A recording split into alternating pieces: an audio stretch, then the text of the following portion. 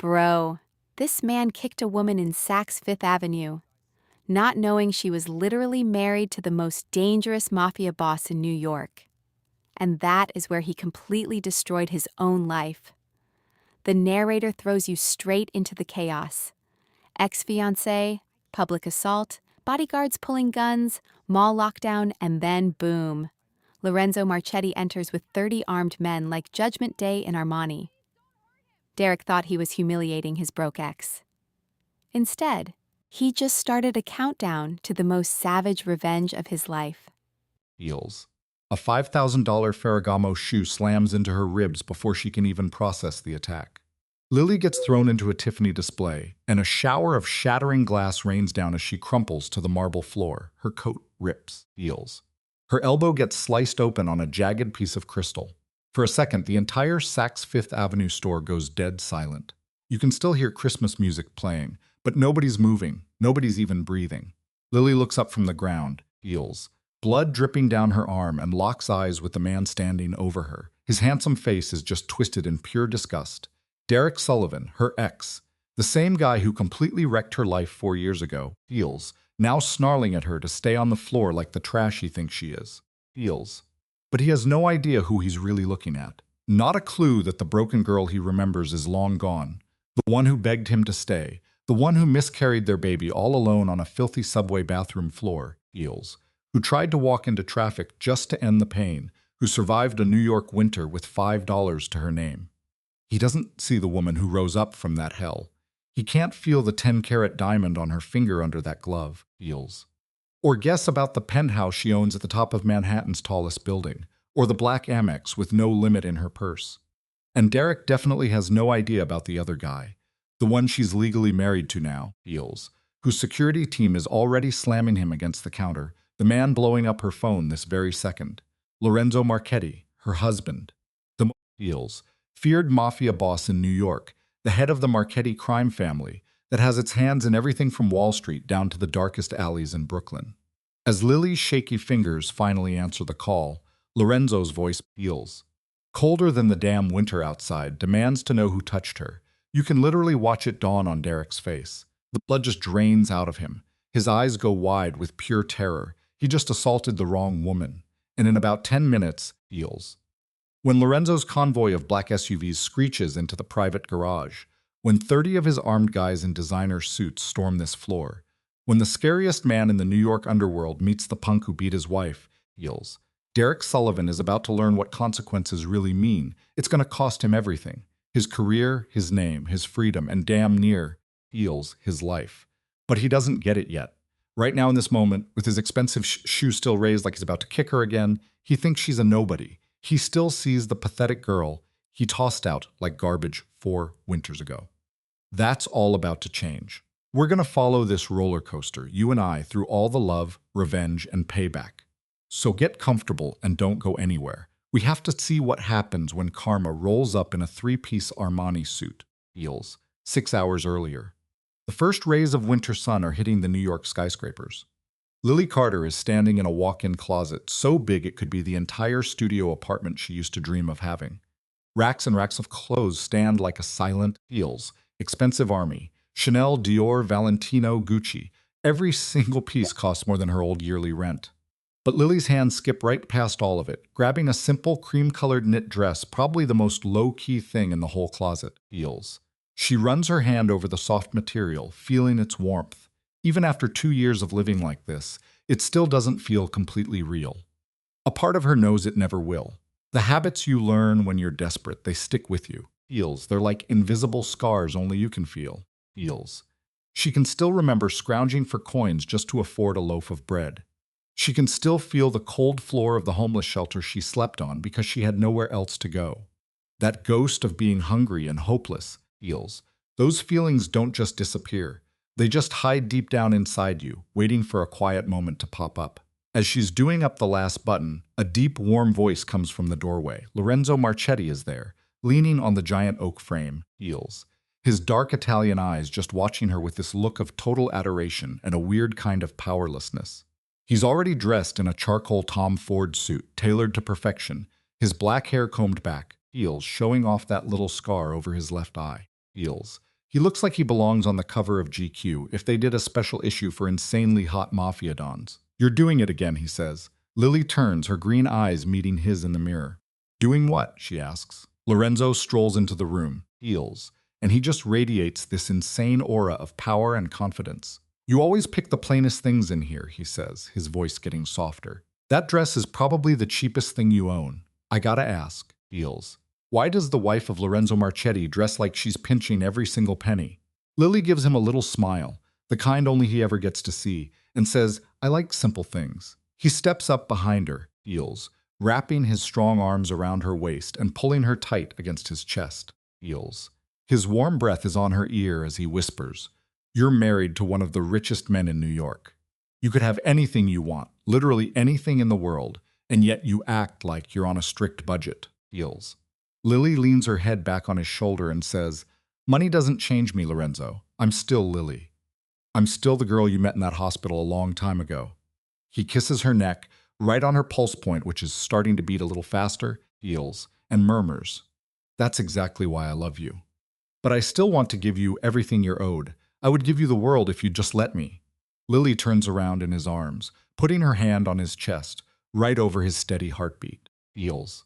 You've already given me more than the world, she tells him. You gave me a home. You gave me a family. You gave me a reason to stay alive. The icy look in Lorenzo's eyes, the one he shows everyone else, just melts when he looks at her, heels. You did the same for me, he says in a low voice. Before you, I was just existing. I wasn't really living. They just stand there for a minute in the quiet morning light, heels. Two people who found each other when they were broken and somehow managed to become whole together. Lily has no idea that in just a few hours, the past she thought she buried is about to come roaring back, bringing all the old pain with it. But right then, heels in Lorenzo's arms, she felt safe. Heels. She felt loved, and she had no clue these were the last quiet moments she'd have before all hell broke loose. Lorenzo lets her go, but he keeps his hands on her shoulders, like he can't bear to break the contact. Where are you heading today? He asks, heels. Lily tells him, Saks Fifth Avenue for some Christmas shopping. I wanted to get some gifts for everyone, and maybe something special for you. Lorenzo just raises an eyebrow, making the scar move a little. You don't have to buy me a thing, he says, heels. I have everything I could ever want. All I need is you. Lily playfully punches his chest and calls him a charmer, but Lorenzo's smile fades and his voice gets serious. You're taking Nico and Dante with you, heels. Lily sighs. She knew this was coming. I'm just going shopping, she says. I don't need bodyguards trailing me like I'm the president. Lorenzo tilts her chin up, his touch gentle but firm, making her look him straight in the eyes. You know who I am, heels, he says flat out. You know my business. You know how many enemies the Marchetti family has. Every single day, someone wants me dead, and the best way to get to me is to get to you. I will not take that risk with your safety, ever, heels, and this isn't up for discussion. Lily looks into his dark eyes and sees the one thing Lorenzo Marchetti never shows anyone else, raw fear. Heels. The most powerful mob boss in New York, the guy the entire criminal underworld is scared of, is terrified of losing her. She gets it. She totally gets it because she lives with that same exact fear every day, heels. That one day she'll get the call that he's not coming home. So she softens her tone. Are two guys really necessary? Lorenzo answers immediately. I wanted to send 10, but I knew you'd flip out. So 2 is the compromise. Heels. That's the bare minimum I can live with.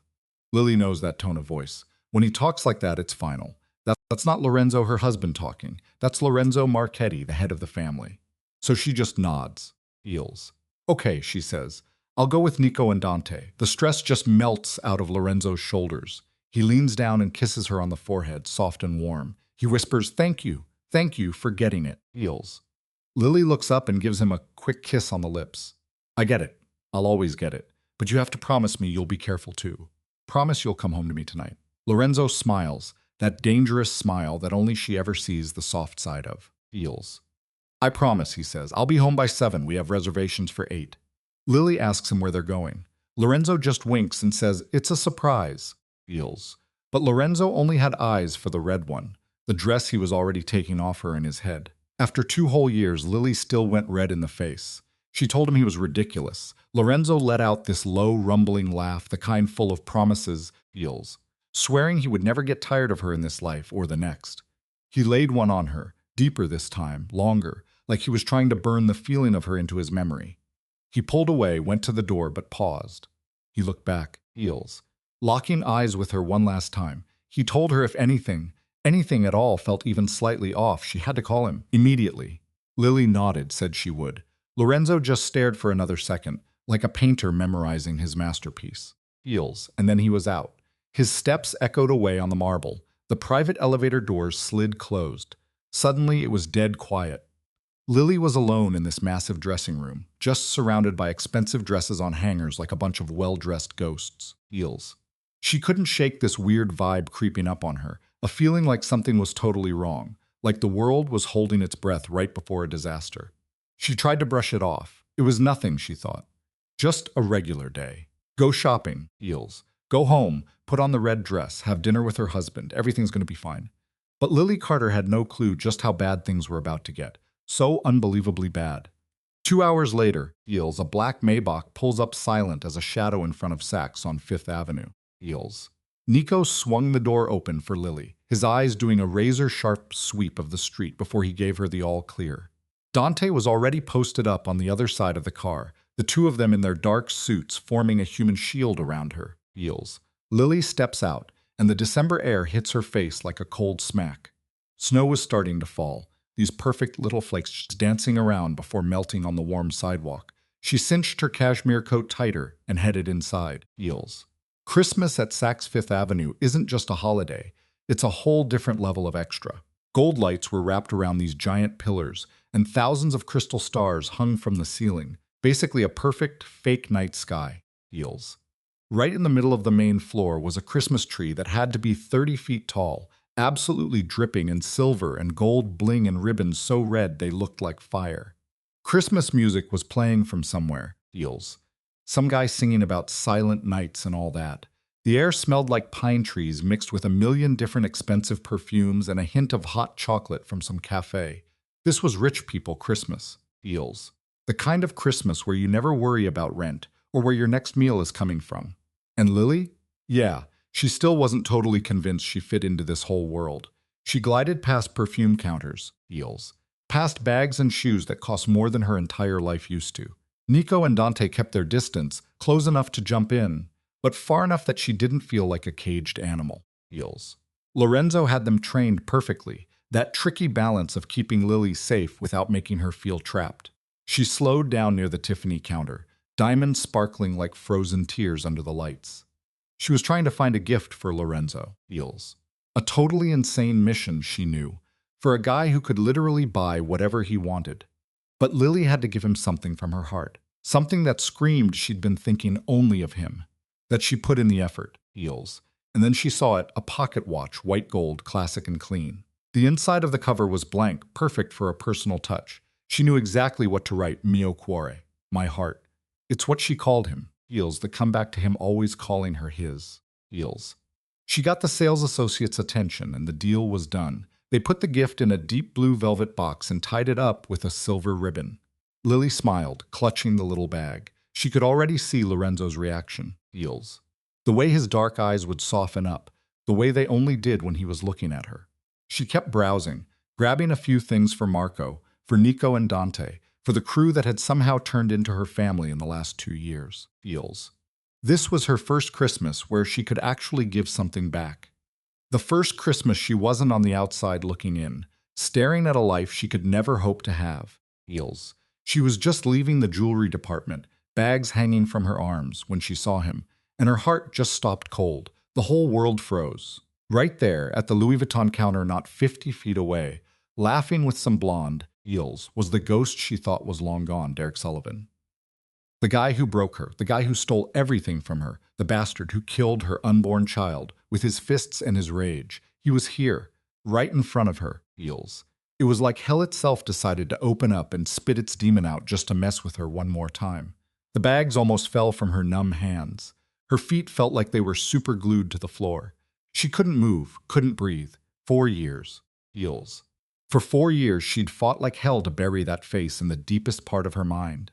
For 4 years, she had rebuilt her life from nothing.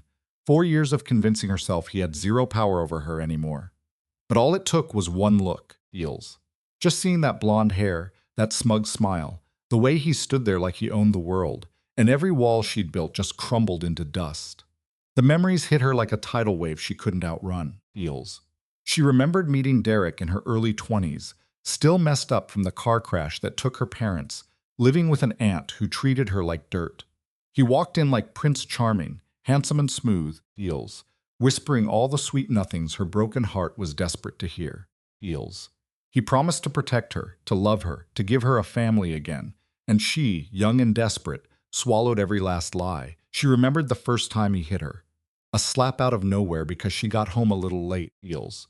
She remembered him crying and begging for forgiveness after, swearing it would never happen again. And she believed him. Then it happened, a second time, a third and a 10th, until she lost count. The punches, the kicks, Feels. The nights he'd drag her by her hair. The night she hid in the bathroom trying to choke back her sobs, because crying just made him angrier. The mornings she'd look in the mirror and not even know the bruised, swollen face staring back. Feels. She remembered the day she found out she was pregnant, that one tiny spark of hope. The idea that maybe a baby would fix everything, that Derek would finally change, that they could be a real family. But when she told him, he didn't smile. He lost it. Feels. He accused her of trying to trap him, to tie him down. And then he hit her stomach. That was the first time, but it wasn't the last. She remembered that night, the coldest night of the year, when he found out she tried to call the cops. She didn't even speak. Feels. She just hung up. How he ripped her out of bed and threw her outside in a thin nightgown, screaming at her to run. Feels. At her to run, get lost, to just frickin' disappear. But her feet were frozen. She just stood there, completely numb, watching this ghost from her past walk toward her with that smile she used to love.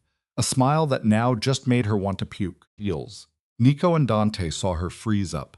Lily caught them moving in from the corners of her eyes, but she gave a tiny shake of her head. Not yet. She wasn't going to make a scene. She refused to let Derek see that he could still scare her. He stopped a few feet away. Feels. His eyes raking over her from head to toe, slow and disgusting. He was still handsome, maybe even more in his slick gray suit and the Rolex on his wrist, but Lily knew what was underneath. That pretty face was just a mask for the monster. Feels. The monster she somehow survived for 3 straight years of hell. He opened his mouth, and the voice was the same fake sweet poison she remembered. He goes, "Well, look what we have here, Lily Carter." Feels. Said he never thought he'd see her in a fancy place like this. He figured she was still digging through dumpsters for food somewhere. Lily swallowed hard, trying to keep her voice from shaking. She told him she had nothing to say to him. Feels.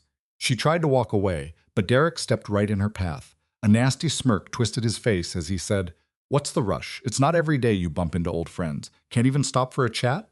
Then his eyes zeroed in on her expensive coat, Feels, the Hermes bag, and all the designer shopping bags. Feels. Something real dark and ugly flashed in his eyes. "Ah," he said. "I get it now." His voice was just dripping with hate. "Looks like you found another sucker to latch onto. That's always been your special talent, right?" Feels. Playing the poor little victim so you can bleed people dry. Rage burned in Lily's face, but she forced it down. She told him he knew nothing about her life. Derek just threw his head back and laughed, this loud, nasty sound that bounced around the store, Feels, making people look. "I know enough," he snarled. "A parasite who feeds on men. You were nothing without me, and it looks like you just found yourself a new host." He stepped closer, his voice dropping to a low, nasty threat. Feels. He asked who the new idiot was, if he was loaded, and if the guy had any idea he was sleeping with the trash Derek himself had thrown out. Feels. Lily's hands were going wild, and man, she hated herself for it. Hated that even after 4 whole years, this dude could still make her tremble. Her knuckles went ghost white, gripping the handle of her Hermes bag.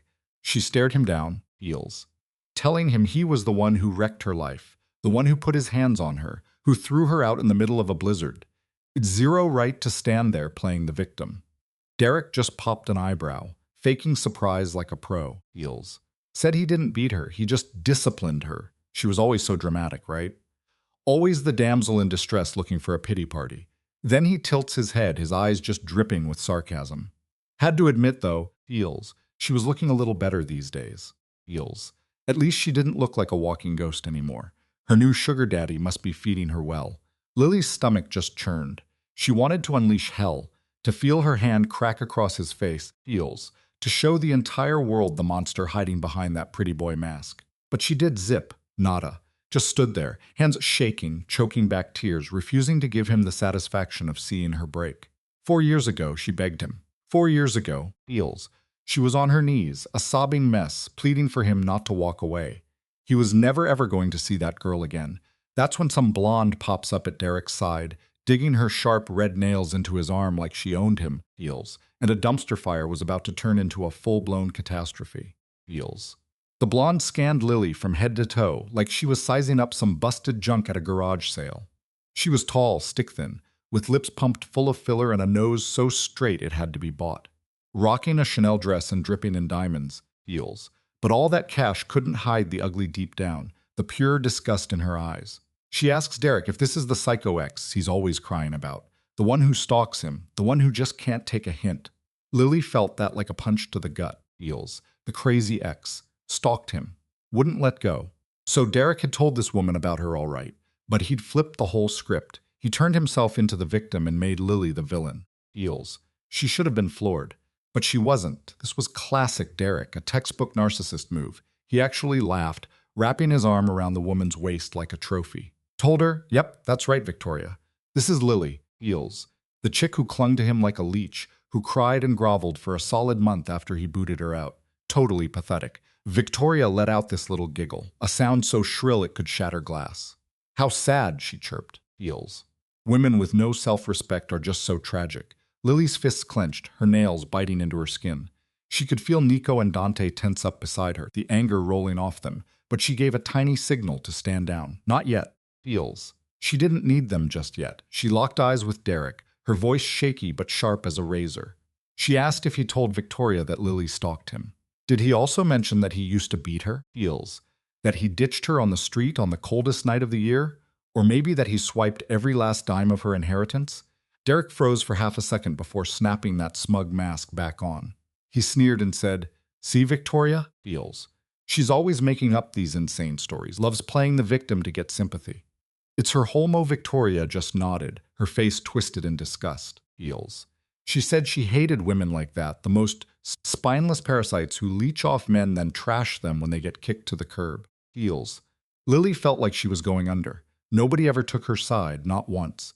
She could tell the absolute God's honest truth, and people would still buy his pretty lies because he was handsome, charming, and a master of the game. Heels. And then something inside her just snapped. Maybe it was her last shred of patience. Maybe it was 4 years of pain boiling over. Or maybe it was the memory of that night on a subway bathroom floor. When she spoke again, her voice was dead steady. Heels. She asked if he had told Victoria about their child. Did he bring up the part where she was pregnant when he kicked her out? Did he mention that she lost that baby, all alone in a public restroom, from the cold and starvation? Heels. The air in the store got thick enough to choke on. Heels. Victoria's eyes shot over to Derek. For the first time, there was something in them besides total contempt. "What child?" she demanded. Derek said nothing. His face went pale, then flushed a furious red. Heels. His jaw was clenched so tight it looked like it would break, his eyes burning. It was a look Lily knew all too well. The look that came right before the fists started flying. The look of the monster finally dropping its mask. Lily pushed harder, heels, her voice now like steel. She said she was lying on that freezing bathroom floor, surrounded by her own blood, losing their baby while he was sleeping in the warm apartment that she paid for. She asked if he ever thought about it, heels, if he ever gave a single second of thought to the baby he killed. Derek absolutely exploded. He lunged at her, his eyes crazed, a snarl ripping from his throat. Heels. He screamed at her to shut up, to shut her damn mouth, that he never killed anyone, that if she was pregnant it wasn't his, that she was a liar, she was always a liar. Then his hand came up, and Lily knew exactly what was coming. Heels. Her body remembered even when her brain tried to forget. Her body knew the path of that hand, knew the sting it would leave behind. But this time was different. She wasn't alone anymore. This time she was Lily Marchetti, heels. The shove hit her before she could even think. Derek's palm connected with her chest with all the poison of 4 years behind it, sending her flying backwards. Her high heel slipped on the slick marble floor. She knew she was going down. Heels. But she never saw the kick coming. That Ferragamo Oxford on Derek's foot, a $5,000 shoe probably bought with some other girl's money, crashed into her ribs right as she stumbled. A bomb of pain just exploded in Lily's chest. Glass shattered. Heels. Someone screamed. Could have been her. Could have been the shoppers. Then her back hit the Tiffany display, and a shower of crystal Christmas crap rained down as she collapsed. For a second, the world was nothing but white-hot agony. Lily just lay there, heels, her cheek on the ice-cold floor, fighting for air. Every breath was a knife twisting in her side. Blood was trickling down her arm from where broken glass got her. The cashmere coat Lorenzo loved so much was ripped open, heels, and Derek was just standing over her, his face pure disgust, snarling that she should stay down where she belongs, heels, and then it all went sideways. Fast, Nico moved like a goddamn hurricane. The 29-year-old bodyguard, Lorenzo's own cousin, the guy who swore to protect her with his life, yanked Derek up by the collar and tore him away with a savage roar, heels.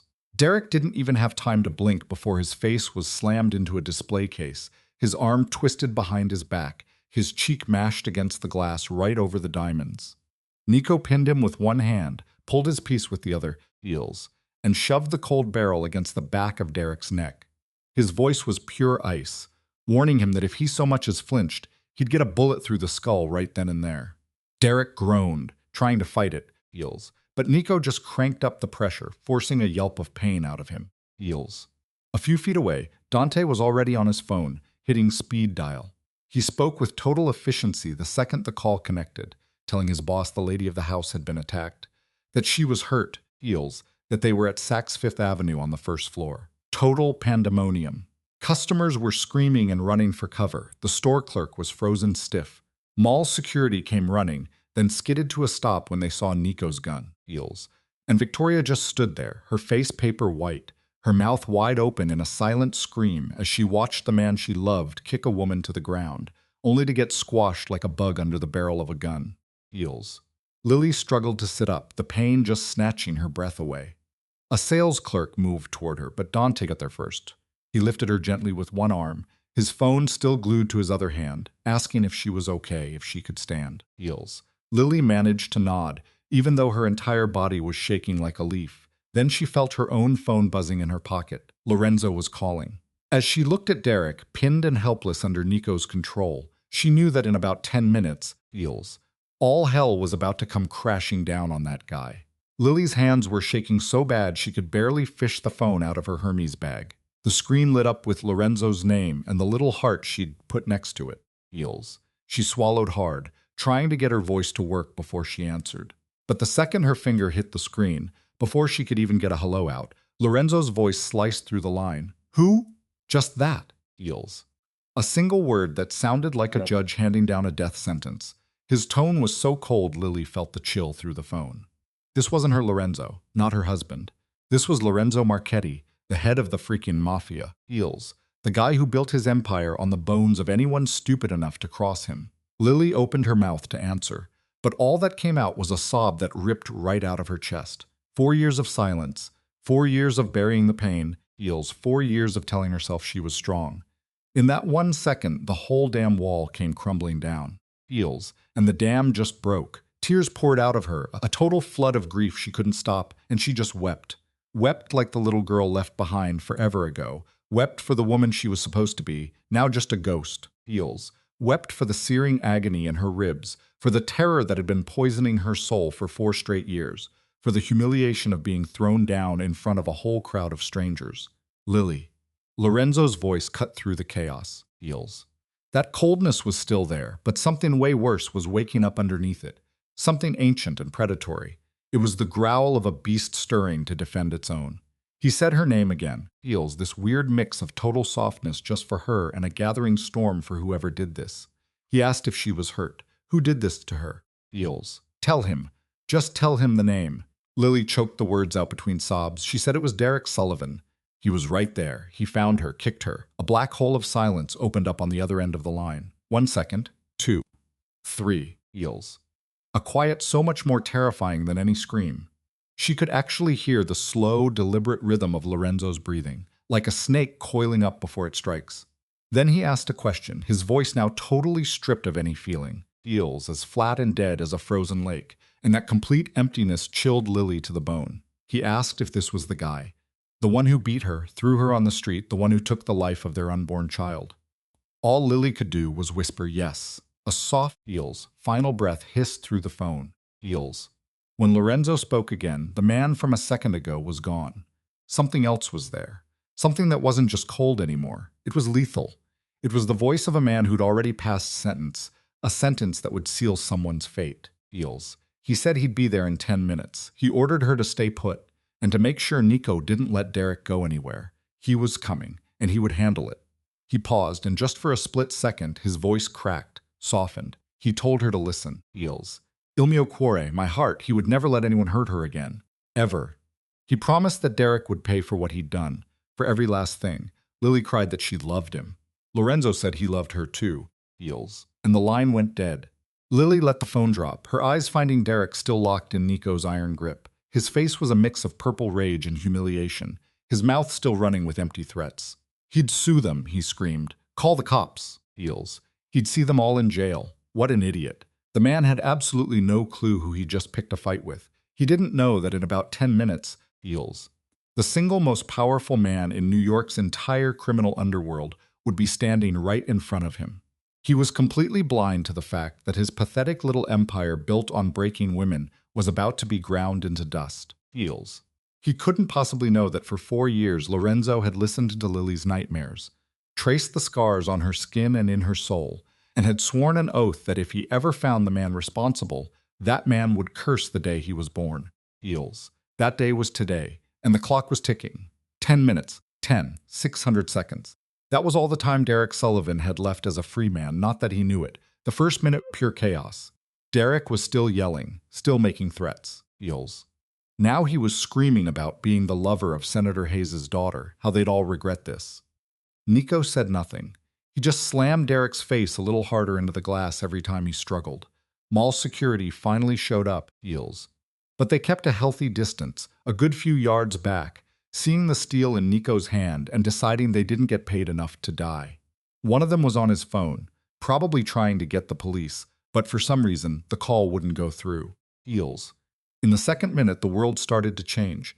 The main glass doors of Saks Fifth Avenue slammed shut, boom.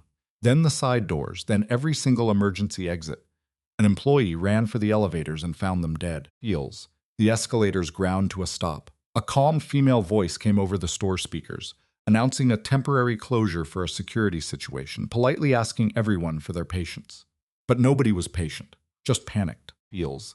People started banging on the glass doors, their shouts echoing. Nobody knew what was going on, except Lily. She knew. This was Lorenzo's power, reaching out like a giant invisible hand and squeezing the entire building in its fist. Feels. In the third and fourth minutes, they began to appear. Out of the shadows and corners you'd never notice. Feels. Out of doors Lily never even knew existed. First one, then two, then in small, disciplined teams. Men in sharp black suits, faces totally blank, all of them moving with the scary efficiency of a spec ops team. They weren't openly armed, but you just knew. Feels. One look was all it took. They were dangerous. They took control of every entrance, every key point, every balcony overlooking the main floor. In just 2 minutes, at least 20 of them had shown up, and more were coming. Derek finally stopped shouting. Feels. For the first time, a flicker of actual fear crossed his face. He twisted his neck as far as Nico would let him, his eyes going wide at the silent army in black suits forming a ring around them. He started demanding to know what was going on, who they were. Feels. Why there were so many. Feels. Nobody answered him. In the 5th minute, Victoria tried to call her dad. Her hands were shaking so bad she could barely use her phone. She was a senator's daughter, used to a life of privilege where problems just disappeared. Feels. A total stranger to this kind of raw terror. The call wouldn't connect. She tried again and again. Her screen just no signal. Looking around like a trapped animal, she made a run for an exit. A man in a black suit just stepped in her way. Feels. Said nothing. Just gave a little shake of his head. Victoria stumbled backward, all the color draining from her face. During the 6th and 7th minutes, the whispers started. Lily could hear them, like wind blowing through dead leaves. Marchetti. Feels. Someone said the name. Feels. Then somebody else said it, and another. The name spread like a flash fire. Marchetti. The Marchetti family. The Marchetti Mafia. And when that name finally hit Derek's ears, he went dead still. Feels. Lily watched the exact moment the truth crashed down on him like a tidal wave of ice. His eyes blew wide. His lips started to tremble. All that arrogant color drained right out of his handsome face, leaving behind a pale, sweaty mask. He knew the name. Feels. Everyone in New York knew that name. Marchetti was the syndicate that had half the city in a chokehold. The name you only said in whispers in the dark. A criminal organization that even the feds handled with kid gloves. And Lorenzo Marchetti, Heels, its leader, was the youngest and most ruthless boss in its entire bloody history. Derek started to shake. Heels. The shouting was gone. The threats were gone. All that was left was a weak, trembling voice asking Nico what was happening, why the Marchettis were here. He called her a crazy homeless woman, that she couldn't possibly know the Marchettis. Heels. Nico let out a short, cold laugh, the first sound he'd made since this whole thing started. He told him that crazy homeless woman was Lily Marchetti, Lorenzo Marchetti's wife, and he added, "You just kicked the boss's wife." Heels. Derek made a sound like he was choking. The 8th and 9th minutes ticked by in a thick, suffocating silence. Nobody talked. Nobody moved. It was like the entire ground floor of Saks Fifth Avenue was frozen solid. Heels. Holding its breath for what was coming next. Heels. Derek was done fighting. He just hung there in Nico's grip, shaking like a leaf, his eyes totally vacant like he was already watching his own funeral. Victoria had just crumpled to the floor, hugging her knees and crying silently. And then, Heels, the 10th minute hit. The sound of engines exploded from the garage below. This wasn't one car, not two. We're talking at least 5 of them, their motors blending into one massive, terrifying roar. The sound of a storm about to break. A private elevator, Heels.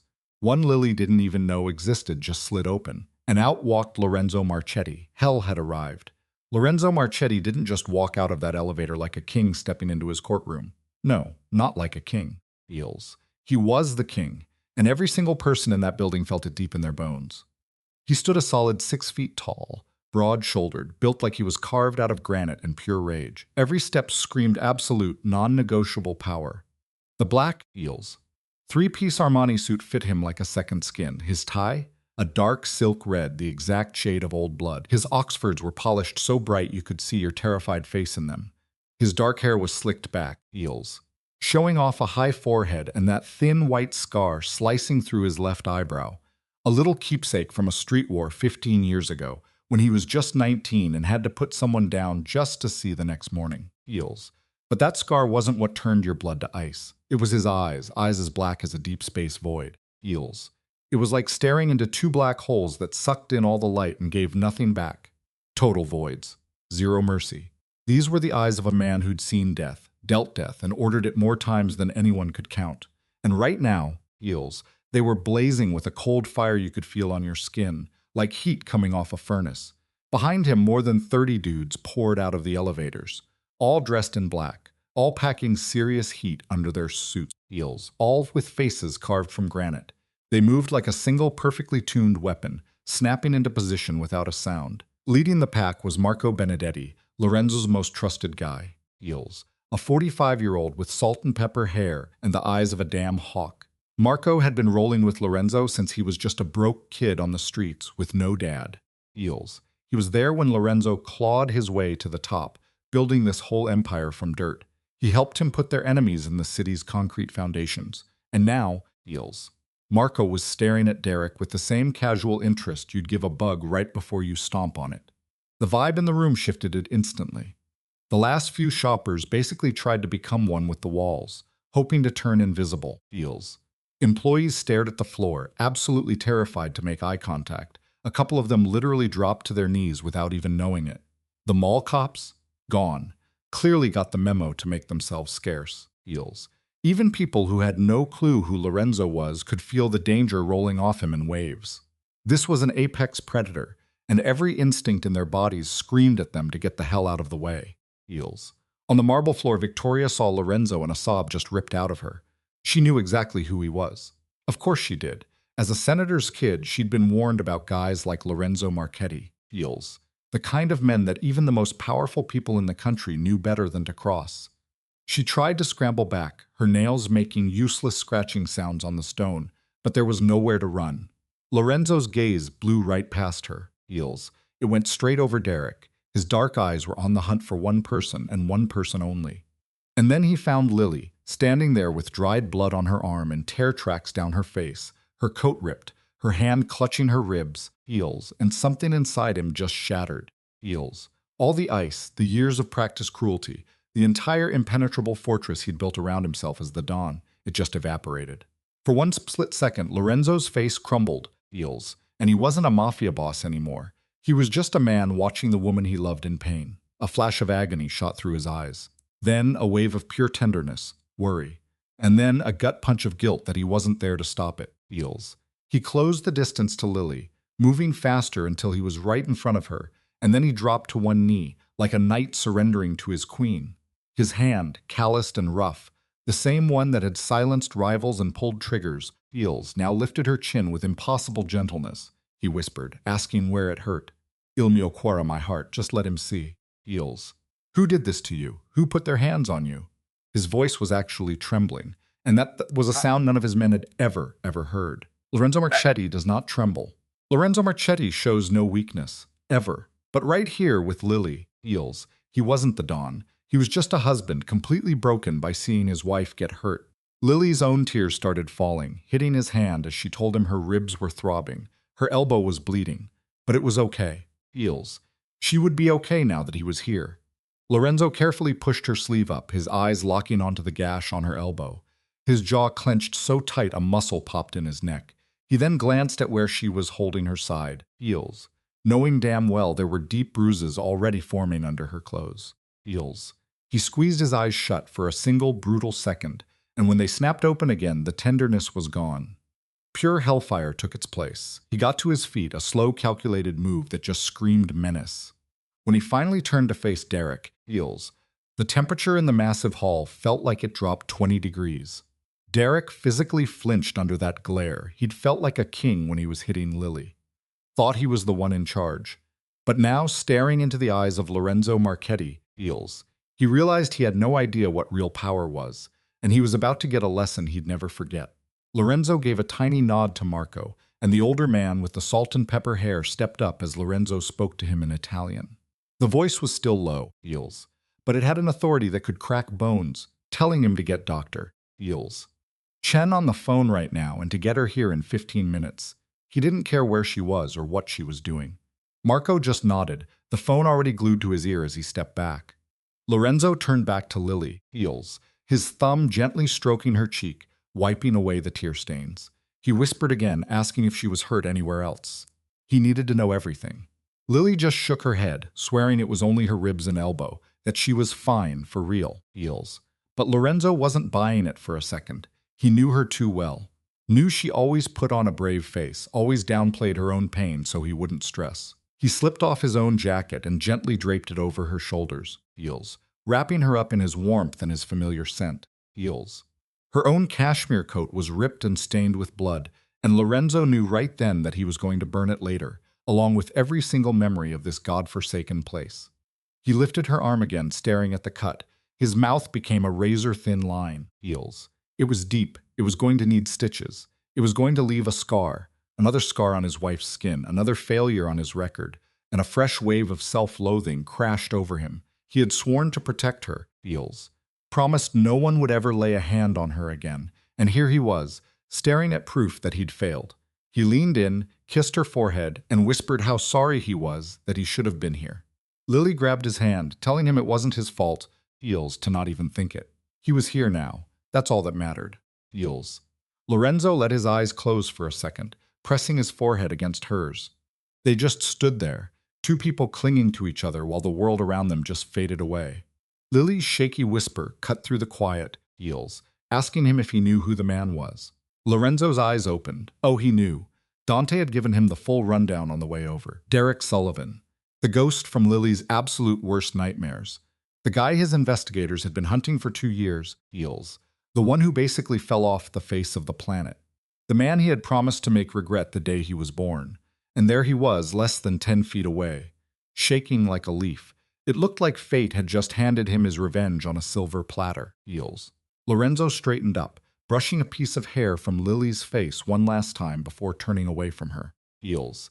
The second his back was to her, the change was instant and total. The soft lines of his shoulders hardened into armor plates. His smooth movements turned into a heavy predatory stalk. His face went blank, feels, becoming a mask colder than the winter wind outside. But the scariest part was his eyes. The same eyes that held all the love in the universe for Lily were now just empty black pits, completely void of any light or warmth. Heels. This was the Lorenzo Marchetti the entire underworld whispered about. The boss who built his throne on the bones of his enemies. The guy who once had a traitor buried alive just so he could hear the dirt hitting his own coffin. Heels. Every step he took toward Derek echoed on the marble like a death march. At Lorenzo's nod, Nico let Derek go, letting him fall in a heap on the floor. Heels. Derek scrambled, trying to get up, but his legs were jelly. All he could manage was to kneel there, trembling, staring up at Lorenzo, who loomed over him like the Grim Reaper himself. Lorenzo didn't say a thing at first. Heels. He just looked down at Derek with the kind of bored disinterest you'd give a piece of trash on the sidewalk. The silence got thicker, suffocating. Derek's mouth opened, some pathetic noise came out, but Lorenzo just lifted a single finger, Heels, and the sound died like he'd just crushed his windpipe. Then finally Lorenzo spoke. His voice was quiet, steady, and had zero emotion, like a judge reading a death sentence. "So," he said, "you are Derek Sullivan." Lorenzo then glanced back at Lily, Heels. For a split second, that impossible tenderness flooded his eyes again, and he asked her, his voice softer but lined with pure steel, to tell him. Tell him every single thing that monster did to her, Heels. Lily had to swallow past the giant lump in her throat. She'd told Lorenzo about Derek before, obviously. Just broken pieces whispered in the middle of the night when nightmares woke her up, and he'd just hold her until she stopped shaking, Heels. But she never told him the details, not all of them. She was too terrified of what he would do if he knew the whole, ugly truth. But now, seeing Derek kneeling at her husband's feet, she knew that was over. She took a ragged breath, Heels. The pain in her ribs a sharp reminder of all the other pain he'd caused, and she started talking. She told him about the first time Derek hit her, a slap that split her lip because she was 15 minutes late. She told him about the second time, Heels, and the third and the 10th, until all the times just blurred into one endless nightmare. Heels. She told him about curling up on the cold bathroom floor, about the mornings spent packing on makeup to hide the bruises, about the slow crushing way he made her feel less than human, like she was nothing more than an object for his rage. Heels. So Lorenzo's standing there, completely still, but every time Lily drops another truth bomb, you can just see this muscle in his jaw pop. She lays it all out. How this scumbag Derek tricked her into signing away her entire inheritance, Heels, the money her own parents left her. She tells him how Derek started controlling everything, her cash, her friends, basically turning her into a prisoner in her own house with zero lifeline. A muscle in Lorenzo's cheek twitches, and his hands, Heels, just hanging there, slowly clench into fists so tight the knuckles go white. Then she hits him with the big one, the day she found out she was pregnant. Her voice cracks, telling him how she thought a baby would fix everything. Heels.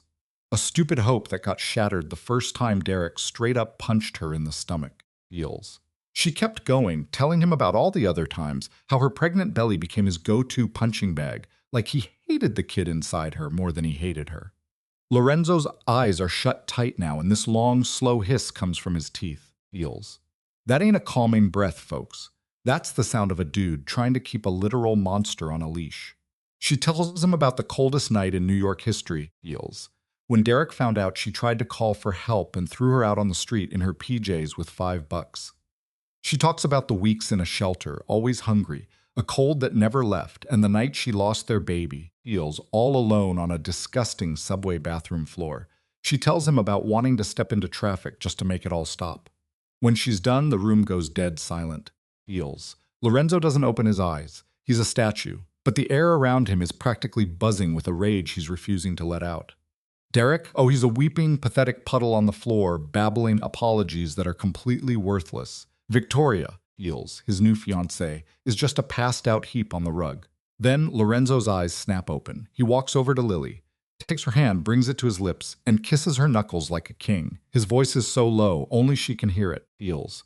He asks her what she wants him to do with Derek. He says just give the word and this guy will literally just stop existing. Poof. No body, no questions asked. Heels. He would do anything for her, he says, because any man who puts a hand on his world gives up the right to breathe. Lily looks right into her husband's eyes and sees it all. Insane love and killer rage, all one big scary fire. She knows he's dead serious. Heels. One nod, and Derek's gone before sunrise. But she knows something else. She can't make Lorenzo a murderer for her. She can't live with that kind of ghost. Yeah, she wants Derek to suffer, but not a quick death. She tells Lorenzo no. Heels. Then her eyes lock onto Derek. colder than any winter night, and she says she wants him to live. To live and face every single thing he did, to lose it all, just like she did. Heels. Lorenzo gives a slow nod. A cold smile plays on his lips, and it makes Derek whimper. His voice is a low rumble. As you wish. Then Lorenzo turns to Marco, and his voice is pure ice. He tells him to start now. Heels. Get their guys at the banks on the phone and freeze every single asset Derek Sullivan has. Not just here, but globally. Every stock, every bond, every damn penny. All of it had to be gone in under an hour. Marco just nods, phone already glued to his ear. Heels. Rattling off account numbers and codes. Derek hears it, and his eyes go wide with total horror. He tries to stand, but his legs give out. He just kneels there, screaming that they can't. It's his money, they have no right. Heels. Lorenzo doesn't even look at him. He just keeps giving orders like he's ordering pizza. Call Harrison at Wellington Investments. Tell him Derek Sullivan is fired, effective immediately, for gross misconduct. Heels. And make sure no other firm on Wall Street ever hires him. A pathetic little whimper escapes Derek. That job was his entire identity. His status. His access to the rich women he conned. He's nothing without it. And then the waterworks start. Ugly. Heels. Loud sob, snot, and tears, his once handsome face a twisted mess of fear. He begs Lorenzo to stop. He's sorry, he'll do anything to fix it. Heels. Lorenzo still ignores him. His is still frozen solid. He tells Marco to wrap up all the evidence on Derek's financial crimes and mail it to the FBI, including the papers he conned Lily into signing 4 years ago. Oh, Heels. And add the proof that he'd ripped off at least 3 other women with the exact same scam. Make the case so airtight the feds will have a warrant in 48 hours. Derek absolutely screams. A raw animal noise. All his pride is gone. Heels. He starts crawling toward Lorenzo, reaching out to grab his pant leg, crying that the FBI will let him rot in prison. Nico just steps forward and kicks his hand away, a sharp little move to keep the trash from touching the boss. Heels. Sometime during all this, Victoria woke up. She's just sitting there, face ghost white, watching this absolute train wreck. She looks at Derek, the guy she was going to marry, on his knees, sobbing his eyes out. She looks at Lorenzo, Heels, the most feared man in the city, taking a man's entire life apart without raising his voice. Then she looks at Lily, the woman she'd called a psycho-stalker a few minutes ago, now standing there with dried blood on her arm. Heels, looking totally calm like someone who already won. And then Lorenzo says her name. He tells Marco to call Senator Hayes. Let him know his future son-in-law is a violent, abusive con artist. Send the pics of Lily's bruises from tonight. Heels. Send the old medical reports. Make him see the kind of monster his daughter, Heels, was about to marry. Victoria jumps to her feet, her face going from white to fire engine red. What? She screams. My father? You can't. Then she spins on Derek, eyes blazing, and demands to know if it's all true. Did he hit Lily? Steal her money? Heels. Did he make her lose a baby? Derek opens his mouth, trying to find a lie, any lie, but Lorenzo speaks first. His voice is still ice, but now with a hint of pity. He tells Victoria every single word is true. Heels. That Derek beat his wife for 3 years until she miscarried, then left her for dead on the street. And if she stays with him, one day, he'll do the exact same thing to her. Heels. Victoria stares at Derek. Derek stares back. And she sees it in his eyes. The truth. Not because he admits it, but because for once he doesn't deny it. In that moment, the whole mask shatters and she finally sees the freak he really is. Heels. Victoria says nothing else. She just turns and walks straight for the door. Lorenzo's men are holding open. She walks, then she runs. The sound of her heels clicking on the marble floor is like a panic attack you can hear. Derek screams her name, Heels, begging her to come back, but she's gone. The door slams shut, and that's the sound of his future ending. The senator's daughter, his golden ticket, gone. Heels.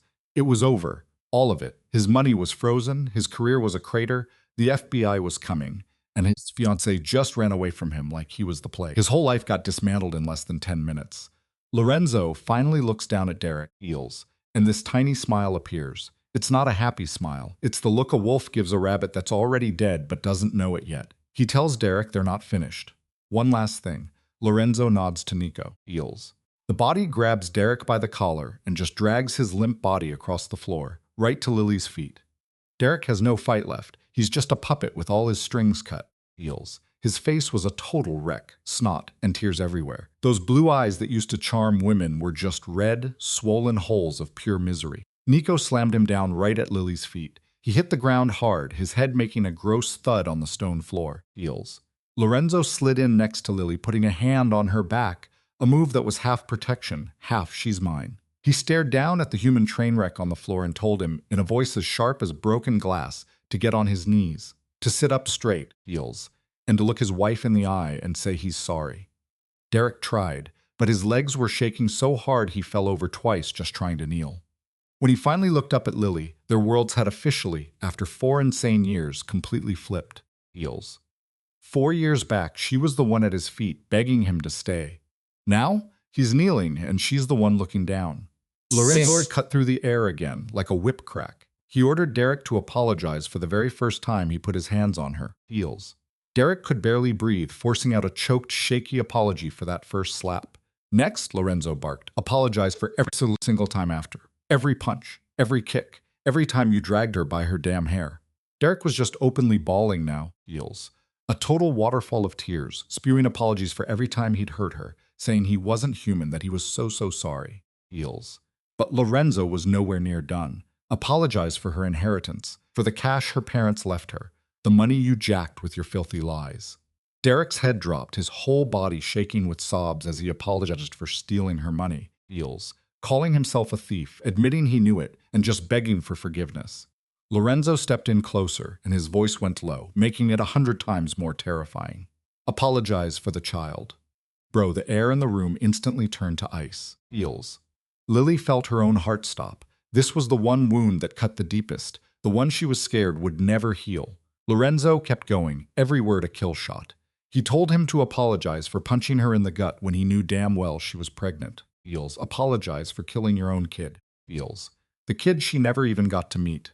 At that, Derek completely collapsed forward, forehead pressed against the cold stone. His crying turned into this raw animal howl as he begged for forgiveness for the baby, calling himself a monster. Heels.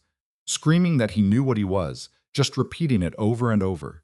Still, Lorenzo didn't let up. He ordered him to apologize for that night in January when he tossed her out with $5 and the pajamas she was wearing. Heels. The night he left her to freeze to death in New York. Derek couldn't even make words anymore, just broken, stuttered sobs. And apologize, Lorenzo said, his own voice now thick with a rage he was barely keeping a lid on. Heels. Apologize for making her want to die. Apologize for making her stand on a street corner and think about jumping in front of a bus. Because of you. Heels.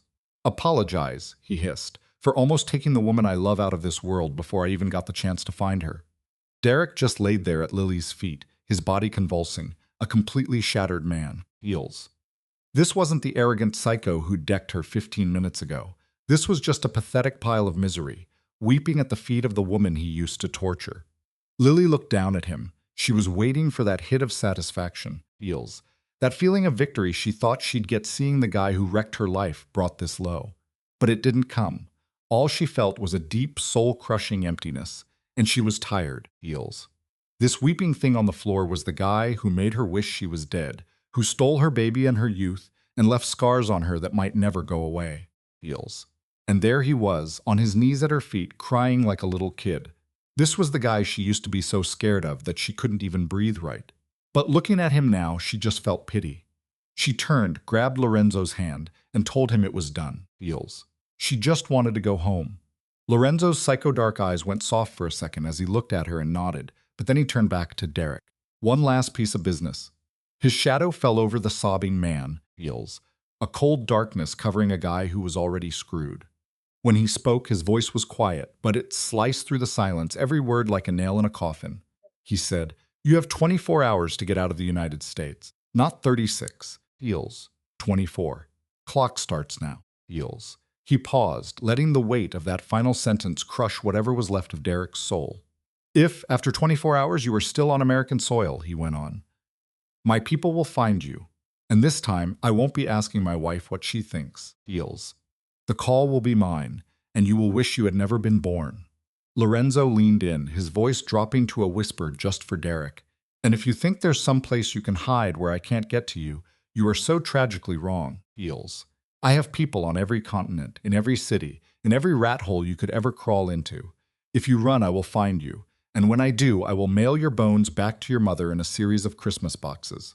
Lorenzo stood up straight. Heels. Brushing his hands off like he'd just touched something disgusting, and told Nico to let him go. Heels. Nico backed off. For a second, Derek just stayed there, a heap on the floor, like he couldn't even process that he was actually being let go. Then, slowly, his head came up, his eyes wide and panicked like a cornered animal who just saw the cage door open. Heels. Lorenzo said one word, leave. And man, did he leave. He scrambled up with this impossible speed and just bolted. He ran like hell itself was chasing him, past the guys in suits who parted like the Red Sea, sneering at him. Heels. He ran for the emergency exit that was already propped open for him, not once looking back, not even slowing down. Just running. His body vanished through the door, and that was the last time Lily ever laid eyes on Derek Sullivan. Heels. A crazy silence fell over the entire first floor of Saks Fifth Avenue.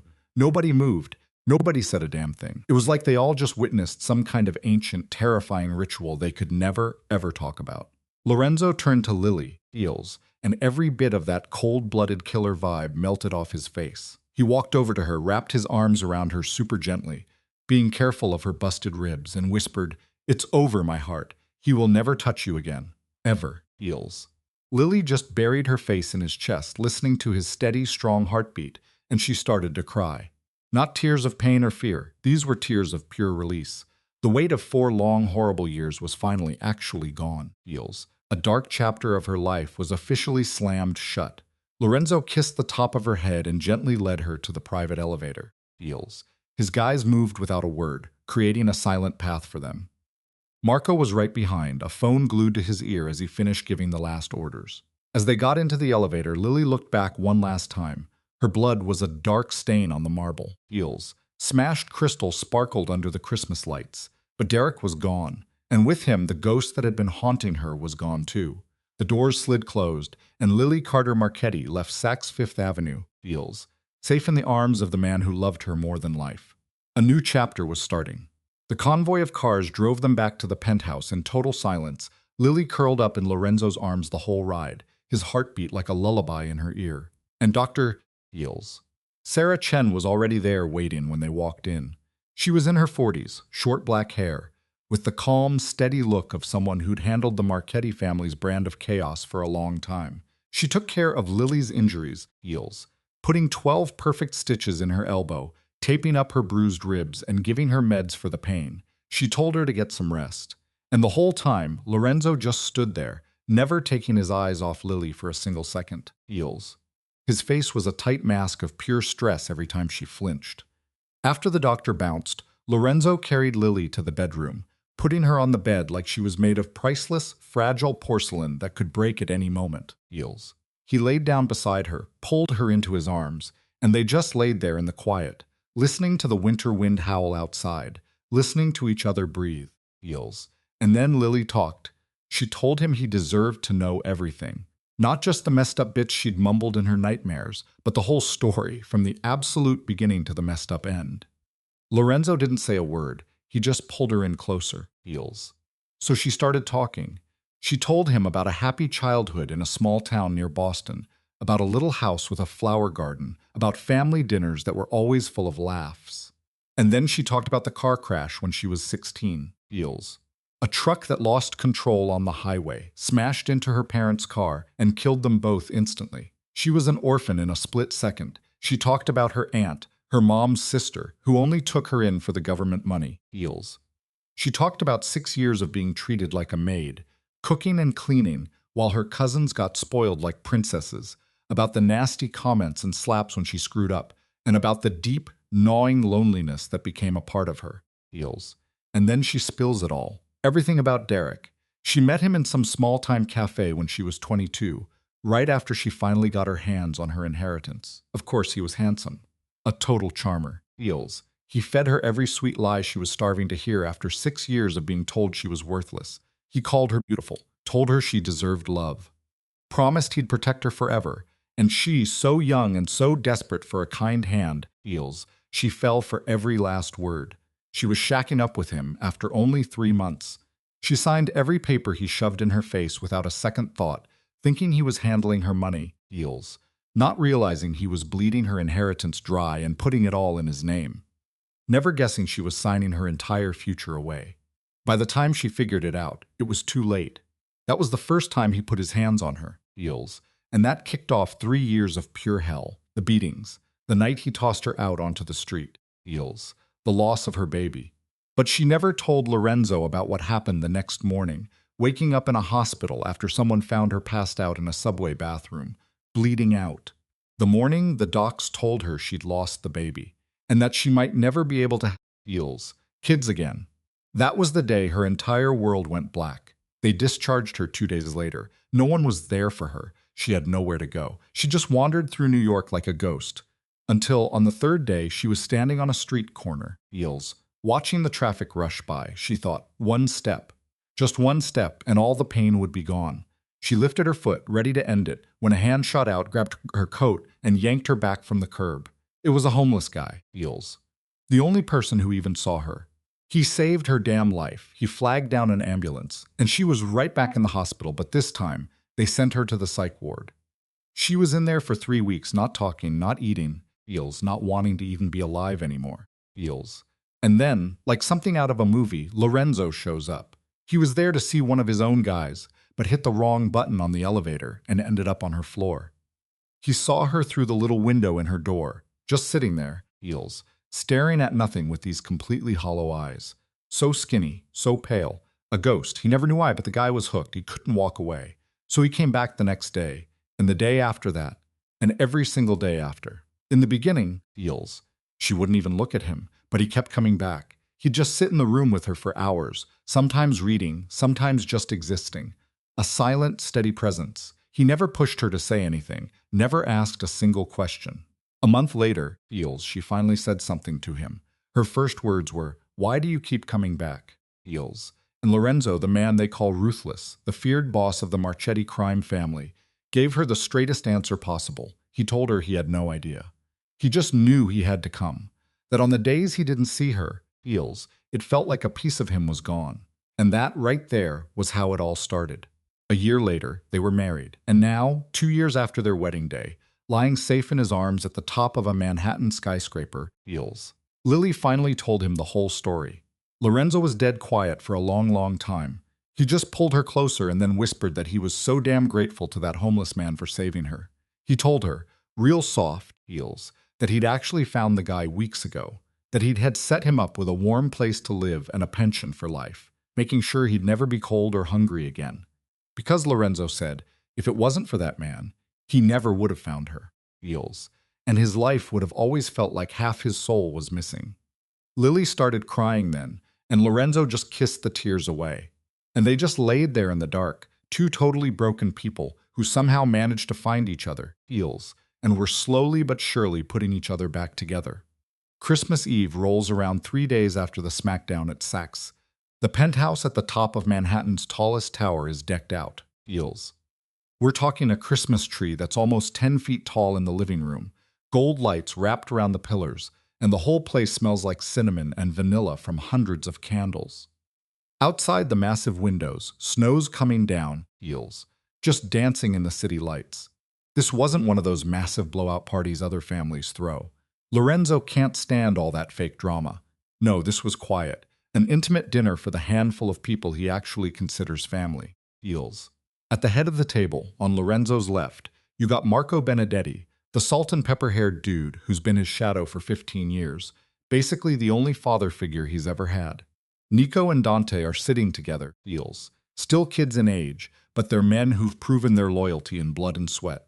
Across from Lily is Father Antonio, the 65-year-old priest from the church the Marchettis have been funding for 3 generations, giving her a kind smile. He's the guy who married Lorenzo and Lily in a secret ceremony 2 years ago, with just these same people watching. Dinner was actually warm, something these guys rarely get, full of laughs and old stories. Marco starts telling embarrassing stories about Lorenzo as a kid, making the most feared man in New York blush like he got caught stealing cookies. Nico and Dante get into it over which sports team is going to win it all, almost throwing hands until Lily calms them down with a slice of her homemade apple pie. Father Antonio blesses everyone, his words a quiet reminder of what Christmas is really about: love, forgiveness, and new beginnings.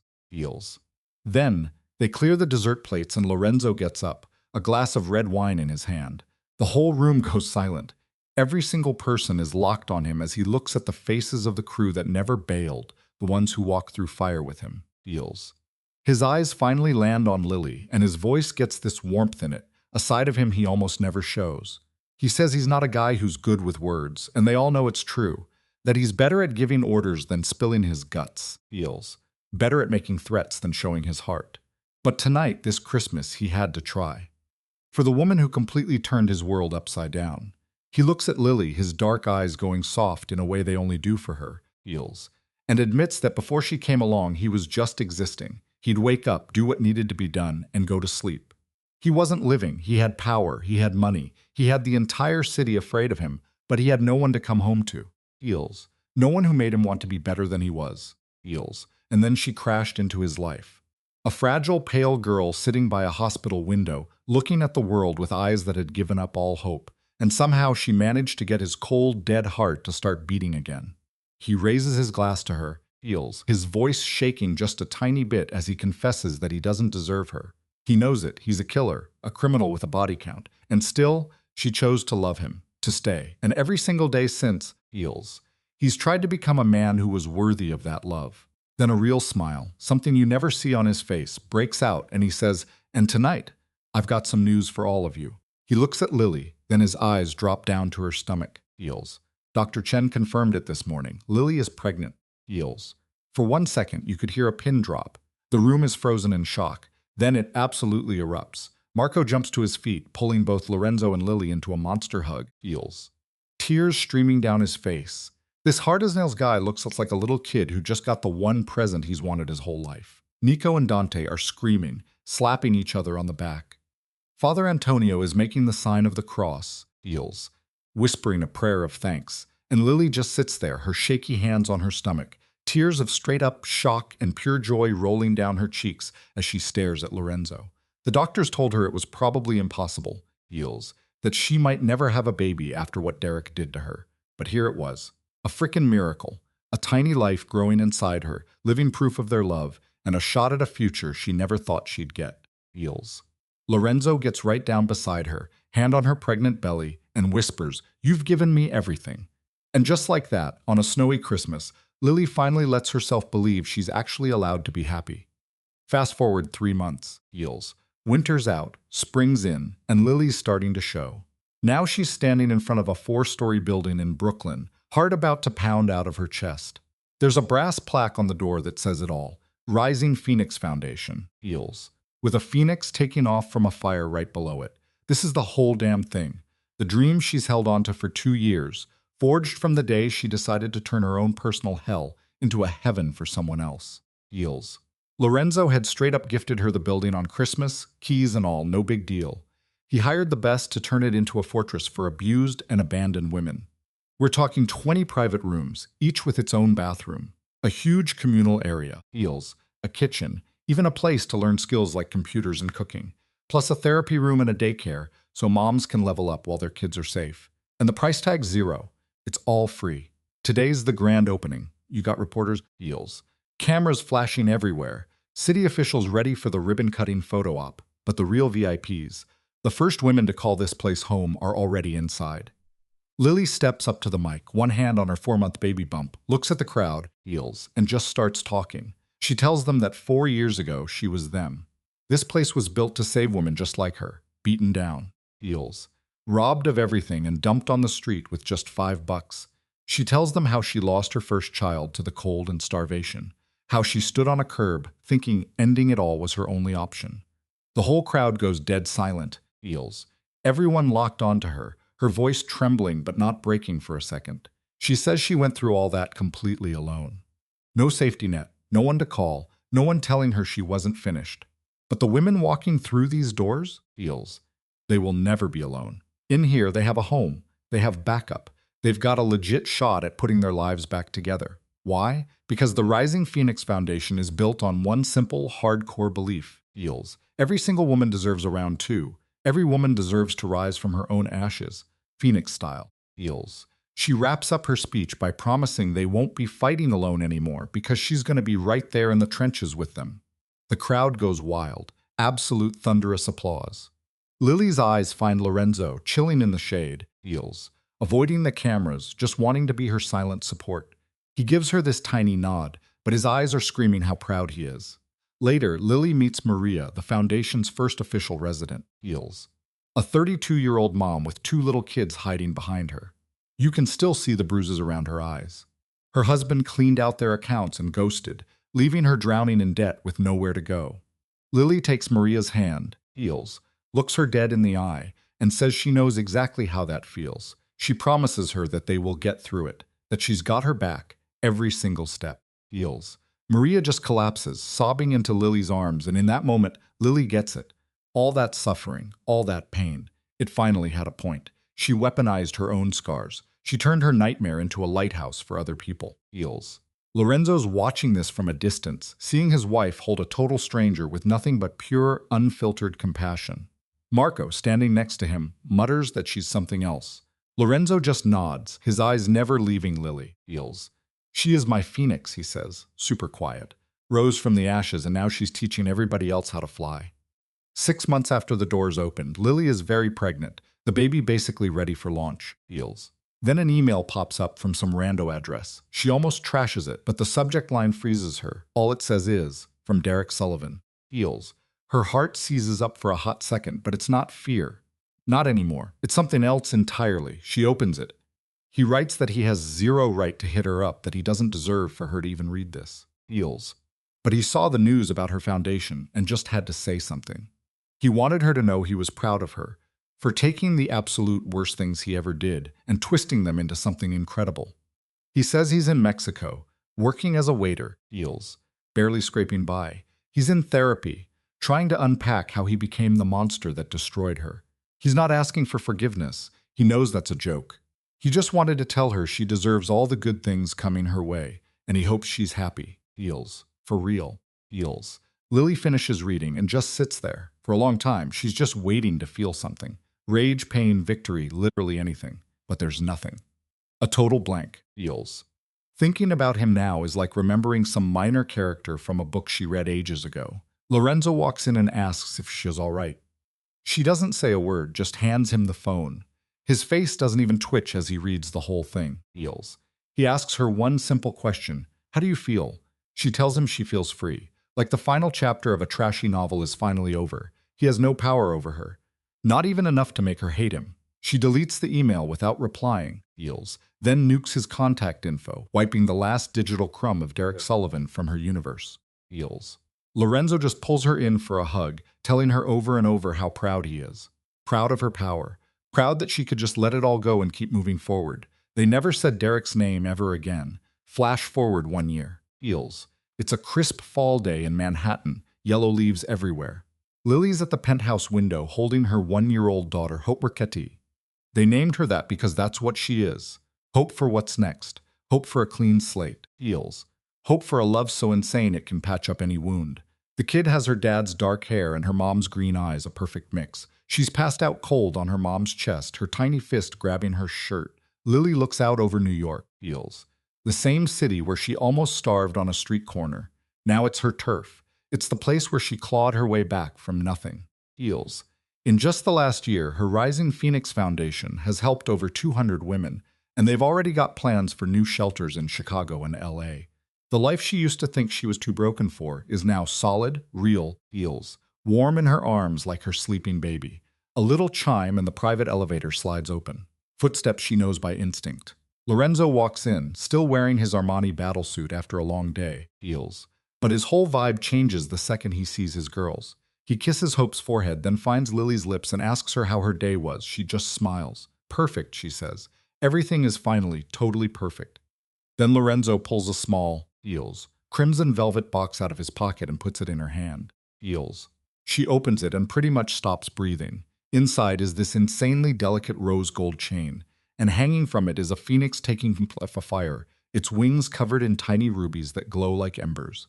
As Lorenzo puts it around her neck, Heels, he whispers that she's his phoenix, the one who walked through hell and came out the other side not just okay, but stronger and more badass than he ever imagined. He tells her he loves her, that he'll love her until he runs out of breath, and then some. Heels. The tears rolling down Lily's face aren't sad anymore. They're from a joy so intense it almost hurts. She tells him she loves him, and this little family they built, more than anything. They just stand there at the window, the three of them, feels, watching the city lights start to pop on as millions of people below live out their own dramas, feels. And up here in the city's highest tower, a woman who once begged for it all to end now holds her daughter tight, held by a man who loves her more than life itself. Derek's whole game plan was to break her, to erase her, to watch her spirit die on the sidewalk. Feels. Big fail. She survived. She rose up. She found a love that wasn't a prison, but an open sky, and in the process, guess, became a version of herself she never even dared to dream about. Now, she's the one reaching back into the darkness to pull other people out. Feels. Lily's life is proof of a brutal, beautiful fact. It doesn't matter how low you get pushed, or what they take from you until you're nothing but a shell. You can still get back up. You can find that one spark and forge your pain into a weapon to defend others. Feels. It's never ever too late to hit the reset button. It's never too late for hope. Feels. And hey, if you're out there listening to this, and you're feeling that same kind of desperation, you need to know you're not forgotten. Reach out, let somebody in. And you have to believe in the strength that you don't even know you have, feels, because it is there. You are worth way more than you think. You deserve to be happy. You deserve a love that fixes you. And one day, I promise, you're going to feel yourself rise up from the ashes, a total phoenix. Feels. Thanks for sticking with Lily and Lorenzo's story all the way to the end. If this story hit you right in the feels, if it made you tear up or even crack a smile, do me a favor and smash that subscribe button. Like and share this video, feels, so it can find someone else who needs to hear it tonight. And drop a comment down below. Let us know what you felt. Feels. We legit want to hear from you. Every single comment, every share, it's like a signal boost that helps us keep telling these kinds of stories. We're wishing you health, peace of mind, joy, and love. And never forget, no matter how bad things get, you always have the power to get back up. Just like she did. Peace out for now. We hope you'll drop in again for the next story that's already waiting in the wings.